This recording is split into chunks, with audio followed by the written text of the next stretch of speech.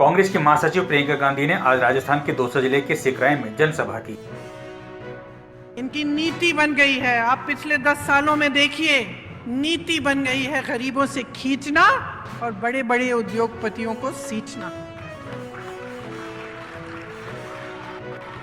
सोच लीजिए मेरी बहनों और भाइयों, भाजपा की सरकार यहां वापस आएगी तो पुरानी पेंशन खत्म। भाजपा की सरकार वापस आएगी तो सोचिए गैस सिलेंडर का क्या होगा।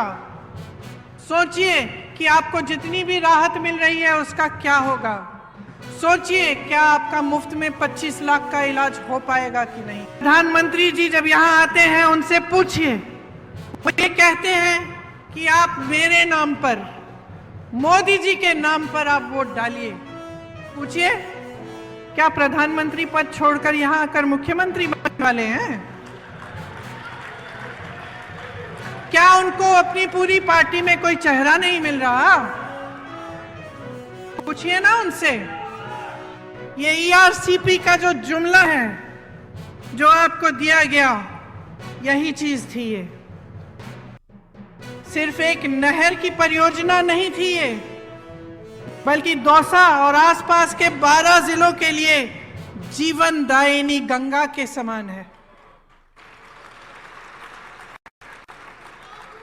भाजपा के नेता और प्रधानमंत्री जी से सिर्फ जुमलेबाजी होती है इस पर।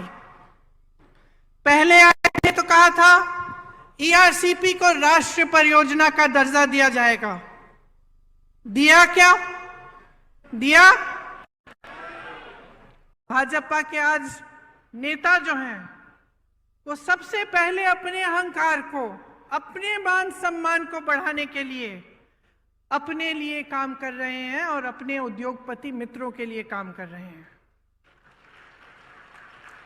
आप सोचिए, जब देश के प्रधानमंत्री 8-8 हजार करोड़ के हवाई जहाज खरीद रहे हैं और वही प्रधानमंत्री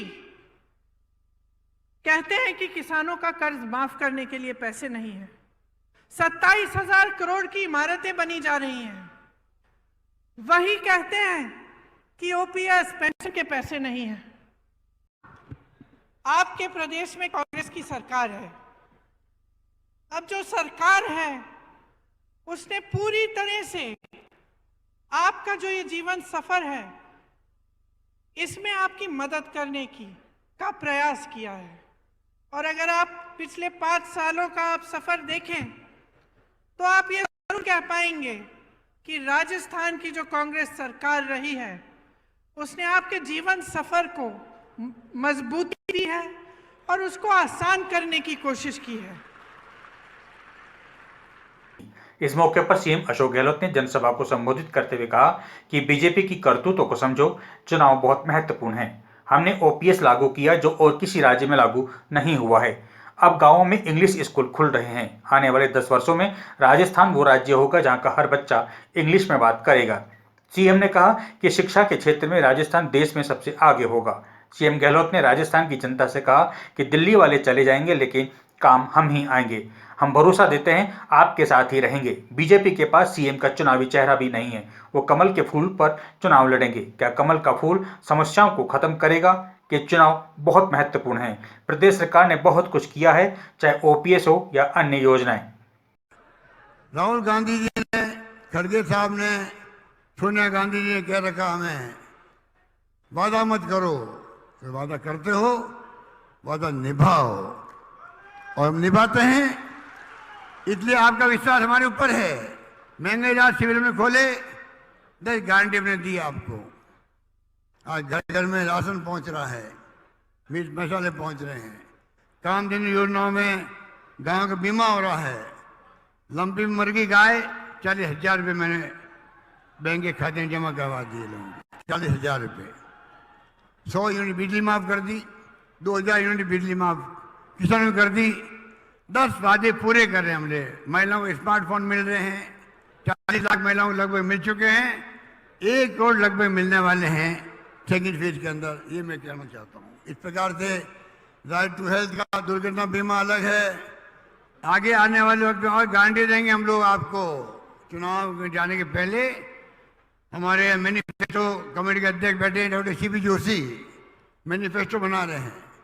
गारंटी मिलेगी आपको, गारंटी आधारित सरकार चलेगी आने वाले वक्त के अंदर। मैं कहना चाहूंगा, घोषणा पत्र का मतलब यही है, वादे करते हैं जनता से, वादे निभाते हैं। हमारी गवर्नमेंट वो गवर्नमेंट है जिसने जीतते ही मैनिफेस्टो को, घोषणा पत्र को कैबिनेट की मीटिंग में लाते हैं, हम लोग पास करते हैं और चीफ से भी कहते हैं, क्योंकि जनता ने वादे करके वहां इन वादों के आधार पर सरकार चलेगी 5 साल तक। तो आप सोच सकते हो, ये कहते करते नहीं करने में अंतर नहीं हमारे, जबकि वो बीजेपी वाले चाल चहित चेहरा सब भूल गए हैं। आतंक मचा रखा देश के अंदर, ईडी, इनकम टैक्स, सीबीआई का।